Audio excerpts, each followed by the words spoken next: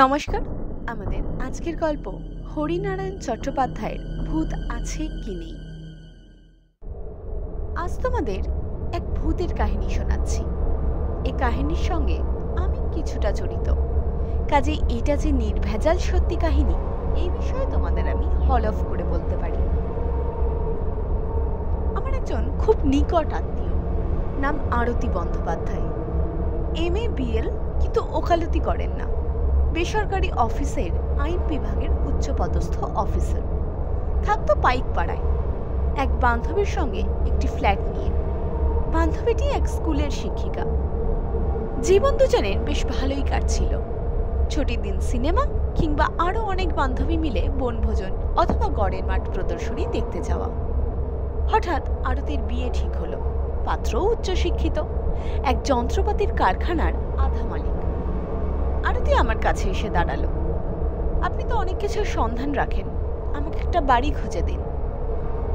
3 মাস ঘোরাঘুরির পর কালীঘাট অঞ্চলে এক বাড়ির সন্ধান মিলল। পার্কের সামনে প্রায় নতুন বাড়ি, সদ্য রং করা হয়েছে। খানতিনেক কামরা, বারান্দা, বাথরুম, আবার এরই মধ্যে এক ফালি উঠোনও আছে। সেই অনুপাতে ভাড়াও খুব বেশি নয়, 220। বাড়ির মালিক পাশের বাড়িতে থাকেন। এ বাড়ি আরতির পছন্দ হয়ে গেল। শুধু আরতির নয়, আরতির স্বামী আশিসেরও। আর দেরি না করে সেদিনই 2 মাসের ভাড়া আগাম দেওয়া হলো। মাসখানেক পরে আরতির বাসায় বেড়াতে গিয়ে খুব ভালো লাগলো। নতুন আসবাবপত্র দিয়ে চমৎকার সাজিয়েছে। উঠোনের পাশে সারি সারি টব। দেশি ফুল বেলজুই যেমন আছে, তেমনি বিদেশি ফুল ডালিয়া, পপি, হলিহকও রয়েছে। এমন বাসা খুঁজে দেবার জন্য আরতি, আশিস দুজনেই আমাকে বারবার ধন্যবাদ দিল। এরপর অনেকদিন আরতির সঙ্গে দেখা হয়নি।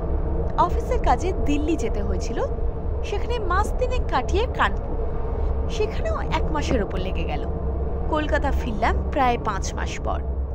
এক ছুটির দিনে বন্ধু বান্ধব নিয়ে গল্প করছি। আরতি এসে ঢুকলো। প্রথম নজরেই মনে হলো চেহারা একটু ম্লান। আরতি ভিতরে চলে গেল। বন্ধুরা বিদায় হতে আমিও ভিতরে গেলাম। দেখলাম আরতি চুপচাপ সোফার উপরে বসে আছে। আমাকে দেখে বলল, আপনার সঙ্গে কথা আছে। কি বলো? শরীর খারাপ নাকি? চেহারাটা কেমন দেখাচ্ছে? আরতি মুখ তুলে বলল, রাত্রে একেবারে ঘুম হচ্ছে না। সে কি? ডাক্তার দেখাও, নইলে শক্ত অসুখে পড়ে যাবে। ডাক্তার কিছু করতে পারবে না। তার মানে? মানে বাড়িটা ভালো নয়। সে কি? স্যাঁতস্যাঁতে বা অন্ধকার এমন তো নয়, রোদ বাতাস প্রচুর। সেসব কিছু নয়, অন্য ভয় আছে। আমি ঠিক বুঝতে পারছি না। আরতি কিছুক্ষণ কি ভাবলো, তারপর আস্তে আস্তে বলল, ও বাড়িতে আমরা দুজন ছাড়াও অন্য একজন আছে। অন্য একজন আছে? হ্যাঁ, তাকে মধ্যে মধ্যে গভীর রাতে দেখা যায়। অন্য লোক হলে কথাটা হেসে উড়িয়ে দিত, শুনতেই চাইতো না। কথাগুলো বলবার সময় দেখলাম আরতির মুখ চোখ ভয়ে ফ্যাকাশে হয়ে গেছে। সে বলল, দড়ি হাতে নিয়ে রাত্রে একটা লোক ঘুরে বেড়ায়। আমি বললাম, এরকম যখন ব্যাপার, তখন না হয় এ বাড়ি ছেড়ে দাও, অন্য কোথাও বাড়ি খুঁজি। আরতি উত্তর দিল, তাতেও তো মুশকিল। আপনি বোধহয় লক্ষ্য করেননি, বাড়ির দেওয়াল ভেঙে চুরে আমি 2টো ঘর বাড়িয়েছি। বাইরেটা চুনকাম করেছি, ভিতরে রং দিয়েছি। গ্যাস বসাবার জন্য রান্নাঘরেও অনেক অদল বদল করেছি। অবশ্যই এসব বাড়িওয়ালার মত নিয়েই করেছি। ভাড়া থেকে মাসে মাসে কিছু টাকা কেটে রাখছি। সে টাকা শোধ হতে প্রায় বছর 2-1 লাগবে। তার আগে বাড়ি ছেড়ে দিলে আমার অনেক টাকা লোকসান হয়ে যাবে। একটু ভেবে বললাম, ঠিক আছে, আমি একবার তোমার বাড়িওয়ালার সঙ্গে দেখা করব। তিনি কি বলেন শুনি। দিন 2-1-এর মধ্যেই বাড়িওয়ালার কাছে গিয়ে হাজির হলাম। ঘোরতর কৃষ্ণবর্ণ, বিপুল আকায়। কলকাতায় কিছু বাড়ি আছে, কাঠের ব্যবসা। একটা ইজি চেয়ারে বসেছিলেন। আমাকে দেখে উঠবার চেষ্টা করলো, কিন্তু পারল না। কি খবর আমার কাছে হঠাৎ? আরতির কাছে শোনা সবকিছু বললাম।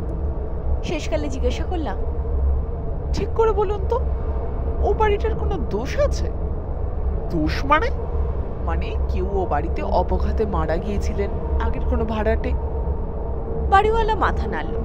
না মশাই, এর আগে মাত্র 2 ঘর ভাড়াটে ছিল। অপঘাতে তো দূরের কথা, এমনি মৃত্যু কারো হয়নি।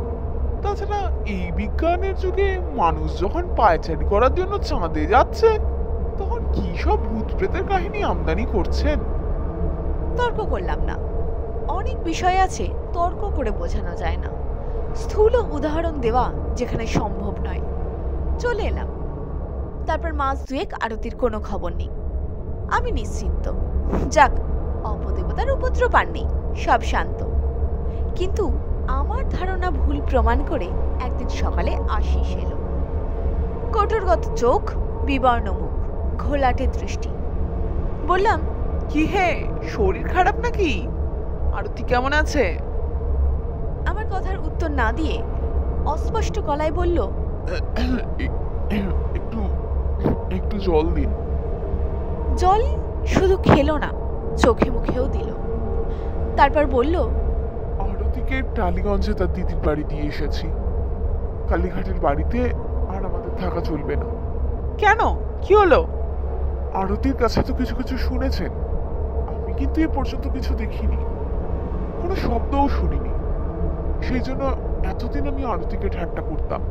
তাছাড়া ভূত আত্মা ওসবে আমার কোনোদিন কোনো বিশ্বাস নেই। কাল একটা কাজে হাওড়ায় আটকে পড়েছিলাম, বাস বন্ধ, ট্যাক্সিও পাই না। কিছুটা হেঁটে তারপর ট্রামে বাড়ি পৌঁছাতে প্রায় 12টা হয়ে গিয়েছিল। আরতি খুব চিন্তিত হয়ে পড়েছিল। যাক, আরতিকে খাবার সাজাতে বলে আমি হাত মুখ ধোয়ার জন্য বাথরুমে ঢুকে পড়লাম। নিচু হয়ে বেসিনে মুখ ধুয়ে সোজা হয়ে দাঁড়াতেই মাথায় ঠক করে কি একটা লাগলো। বাথরুমে আবার কে কি রাখলো? একটু কমজোর বাতি, কিন্তু সে বাতিতেও দেখতে কোনো অসুবিধা হলো না। ঠান্ডা একটা বরফের স্রোত আমার মেরুদণ্ড বেয়ে নেমে গেল। বাথরুমটা অ্যাসবেস্টরের ছাউনি দেওয়া, আগে টালির ছাদ ছিল, আমরাই খরচ করে অ্যাসবেস্ট দিয়েছিলাম। ওপরে দুটো কাঠের কড়ি, একটা কড়িতে দেহটা ঝুলছে, গলায় দড়ির ফাঁস, মাথাটা একদিকে কাত হয়ে পড়েছে, দুটো চোখ আধ বোঝা, জিভটা অনেকখানি বার হয়ে গেছে। কোথায় জিভের ওপর দাঁতের চাপ পড়েছিল, তাই জিভটা কেটে রক্তের ফোঁটা ঝরে পড়েছে, কিছুটা দেহের ওপর, কিছুটা মেঝেতে। পরনে আধ ময়লা ধুতি, কাঁধে বইতে। মাথা উঁচু করবার সময় ঝুলন্ত দেহের পা আমার মাথায় ঠেকে গিয়েছিল। আমি সবকিছু ভুলে আরতি বলে চেঁচিয়ে উঠেছিলাম। আরতি আমার অপেক্ষায় খাবার টেবিলে বসেছিল। আমার চিৎকার শুনে ছুটে এসে বাথরুমের দরজার কাছে দাঁড়িয়েছিল। প্রথমে সে বুঝতে পারেনি, তারপর উপর দিকে চোখ যেতেই ও মাগো বলে মেঝের উপর ছিটকে পড়ে অজ্ঞান। আরতির মুখে জলের ঝাপটা দিয়ে কোনো রকমে জ্ঞান ফিরিয়ে আনলাম। তারপর বাকি রাতটা দুজনে বাইরের ঘরে বসে কাটালাম।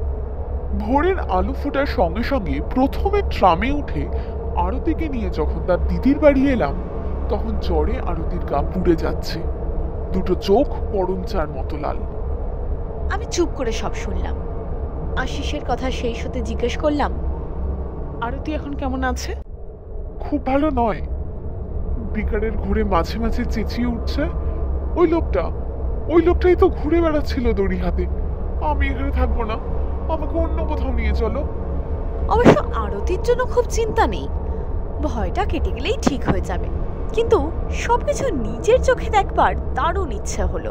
এমন তো নয় একসময় দরজা খোলা পেয়ে বাইরের কোনো লোক বাড়ির মধ্যে ঢুকে পড়ে আত্মহত্যা করছে। সে হয়তো আত্মহত্যা করবার নির্জন একটা জায়গা খুঁজছিল। তাই আশিসকে বললাম, চলো একবার নিজের চোখে দেখে আসি। তাছাড়া তোমরা ব্যাপারটাকে ভৌতিক ভাবছো, তা তো নাও হতে পারে। পুলিশের খবর দেওয়াটাও তোমাদের একটা কর্তব্য, তারা সে মৃতদেহের ভার নেবে। আশিস আমার সঙ্গে চলল। তালা খুলে ভিতরে ঢুকলাম। বাথরুমের মধ্যে গিয়ে অবাক হয়ে গেলাম, কোথাও কিচ্ছু নেই, সব পরিষ্কার। আশিসকে জিজ্ঞাসা করলাম, কই হে, কোথায় তোমার ঝুলন্ত দেহ? রক্তের একটি ফোঁটাও তো কোথাও দেখছি না। আশিস রীতিমতো অপ্রস্তুত। সব চোখের ভুল, বুঝলে? আশিস মাথা নাড়ল। কিন্তু দুজনেই ভুল দেখলাম। কম হয়, একজনের ভয় আরেকজনের মধ্যে সঞ্চারিত হয়ে তাকেও এক ধরনের কাল্পনিক দৃশ্য দেখায়। তুমিও দেখো না, কাল রাতে তুমি যদি সত্যি ওরকম একটা দৃশ্য দেখে থাকো, তাহলে আজ কোথাও কিছু নেই, তা কি হতে পারে? এখানটাই তো দেখেছিলে। মুখ তুলে ওপরের দিকে দেখেই আমি থেমে গেলাম। কি আশ্চর্য, এটা তো আগে দেখিনি। কড়ির সঙ্গে একটা মোটা দড়ি বাঁধা, দড়িটা ফাঁসের আকারে ঝুলছে। অস্বীকার করব না, আমার হাত পা বেশ ঠান্ডা হয়ে গেল। বুকের দাপাদাপি এত জোরে যে ভয় হলো স্পন্দন না থেমে যায়। ও দড়ির ফাঁস তো প্রথমবার দেখিনি। আরও অবাক কাণ্ড, দড়ির ফাঁসটা অল্প দুলছে, অথচ কোথাও বাতাস নেই। বাইরে বাতাস থাকলেও বাথরুমে বাতাস ঢোকার কোনো সুযোগই নেই। আশিসের সঙ্গে বেরিয়ে এলাম। এটা যে ভৌতিক ব্যাপার নয়, কোনো মানুষের কারসাজি, তা হওয়াও সম্ভব নয়। কোনো যুক্তিতর্ক বিস্তার করেও সমাধান করতে পারলাম না। আরতিরা আরও বাড়িতে ফিরে যায়নি। ভবানীপুরে একটা বাড়ি ঠিক করে উঠে গিয়েছিল, আর্থিক লোকসান সত্ত্বেও। এ ঘটনার প্রায় মাস তিনেক পর এক বিকেলে কালীঘাট পার্ক দিয়ে যাচ্ছি। হঠাৎ আরতির বাড়িওয়ালার সঙ্গে দেখা হয়ে গেল। বেঞ্চে বসে আছে। আমি তার পাশে বসে পড়ে জিজ্ঞাসা করলাম, মশাই, সত্যি কথা বলুন তো, বাড়িটার কি রহস্য? আমার আত্মীয়টি তো থাকতে পারলো না, পালালো। প্রথমে কিছুতেই বলবে না, অবশেষে আমার পীড়াপিড়িতে বলল, এক বুড়ো ভদ্রলোক ওই বাড়িতে আত্মহত্যা করেছিল। তা প্রায় বছর 10 আগে। পেটে শুল বেদনা ছিল। বাড়ির সবাই নিমন্ত্রণ খেতে বাইরে গিয়েছিল। তখন বাথরুমে বুড়ো গলায় দড়ি দেয়। তারপর থেকে যে ভাড়াটে আসে তারাই ভয় পায়, বেশি দিন থাকতে পারে না। আমি বললাম, গয়ায় পিণ্ডদানের ব্যবস্থা করেননি কেন? করার চেষ্টা করেছি মশাই, অনেকবার করেছি। প্রত্যেকবার এক একটা বিঘ্ন। বুড়োর আত্মীয়রা গয়ায় গিয়েছিল পিণ্ড দিতে। 3 দিন ধরে দারুণ ঝড় বৃষ্টি। ধর্মশালা থেকে কেউ বের হতেই পারলো না। আমি নিজে একবার গিয়েছিলাম। ট্রেন থেকে স্টেশনে নামতে গিয়ে পা পিছলে পড়ে 1 মাস হাসপাতালে শয্যাগত। পুরোহিত দিয়ে শান্তি সস্তানের আয়োজন করার চেষ্টাও করেছিলাম, সেখানেও বিপত্তি। পুরোহিত আসনে বসবার সঙ্গে সঙ্গে ছাদ ভেঙে একটা চাঙড় তার মাথায় পড়ল। পুরোহিত জ্ঞান হারিয়ে মেঝের উপর লুটিয়ে পড়ল। ব্যাস, তারপর থেকে আর কোনো পুরোহিত আসতে রাজি হলো না। কি করি বলুন তো? সে উত্তর দিতে পারিনি। একটা কথা শুধু মনে হয়েছে, পৃথিবীর সব অবিশ্বাসী মানুষদের জড়ো করে চিৎকার করে বলি, যারা মনে করেন মৃত্যুর সঙ্গে সঙ্গেই সব শেষ হয়ে যায়, প্রেতজনি বলে কিছুই নেই, তারা কালীঘাট অঞ্চলের এই বাড়িটায় রাত কাটিয়ে যান। বাড়িটা এখনো খালি। ঠিকানা আমার কাছ থেকে সংগ্রহ করে নিয়ে যাবেন। অবশ্য আমি ভালো মন্দ কোনো কিছুর জন্য দায়ী থাকবো না। এই মর্মে আমাকে একটা লিখিত চুক্তিপত্র দিতে হবে। এই ছিল আমাদের আজকের গল্প। যদি আজকের গল্পটি আপনাদের ভালো লাগে তাহলে অবশ্যই ভিডিওটিকে লাইক করুন এবং চ্যানেলটিকে সাবস্ক্রাইব করুন। অবশ্যই ভিডিওটিকে লাইক করুন এবং চ্যানেলটিকে সাবস্ক্রাইব করুন। অবশ্যই ভিডিওটিকে লাইক করুন এবং চ্যানেলটিকে সাবস্ক্রাইব করুন। গল্প। যদি আজকের গল্পটি আপনাদের ভালো লাগে তাহলে অবশ্যই ভিডিওটিকে লাইক করুন এবং চ্যানেলটিকে সাবস্ক্রাইব করুন। লাইক করুন এবং চ্যানেলটিকে সাবস্ক্রাইব করুন। অবশ্যই ভিডিওটিকে লাইক করুন এবং চ্যানেলটিকে সাবস্ক্রাইব করুন।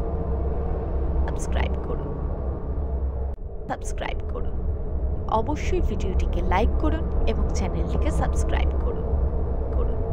ভিডিওটিকে লাইক করুন এবং চ্যানেলটিকে সাবস্ক্রাইব করুন। বাড়িটা এখনো খালি। ঠিকানা আমার কাছ থেকে সংগ্রহ করে নিয়ে যাবেন। অবশ্য আমি ভালো মন্দ কোনো কিছুর জন্য দায়ী থাকবো না। এই মর্মে আমাকে একটা লিখিত চুক্তিপত্র দিতে হবে। এই ছিল আমাদের আজকের গল্প। যদি আজকের গল্পটি আপনাদের ভালো লাগে তাহলে অবশ্যই ভিডিওটিকে লাইক করুন এবং চ্যানেলটিকে সাবস্ক্রাইব করুন। এই ছিল আমাদের আজকের গল্প। যদি আজকের গল্পটি আপনাদের ভালো লাগে তাহলে অবশ্যই ভিডিওটিকে লাইক করুন এবং চ্যানেলটিকে সাবস্ক্রাইব করুন। চ্যানেলটিকে সাবস্ক্রাইব করুন। ভিডিওটিকে লাইক করুন এবং চ্যানেলটিকে সাবস্ক্রাইব করুন সাবস্ক্রাইব করুন। অবশ্যই ভিডিওটিকে লাইক করুন এবং চ্যানেলটিকে সাবস্ক্রাইব করুন সাবস্ক্রাইব করুন সাবস্ক্রাইব করুন। লাইক করুন এবং চ্যানেলটিকে সাবস্ক্রাইব করুন। তাহলে অবশ্যই ভিডিওটিকে লাইক করুন এবং চ্যানেলটিকে সাবস্ক্রাইব করুন এবং চ্যানেলটিকে সাবস্ক্রাইব করুন এবং চ্যানেলটিকে সাবস্ক্রাইব করুন এবং চ্যানেলটিকে সাবস্ক্রাইব করুন সাবস্ক্রাইব করুন। চুক্তিপত্র দিতে হবে। এই ছিল আমাদের আজকের গল্প। যদি আজকের গল্পটি আপনাদের ভালো লাগে তাহলে অবশ্যই ভিডিওটিকে লাইক করুন এবং চ্যানেলটিকে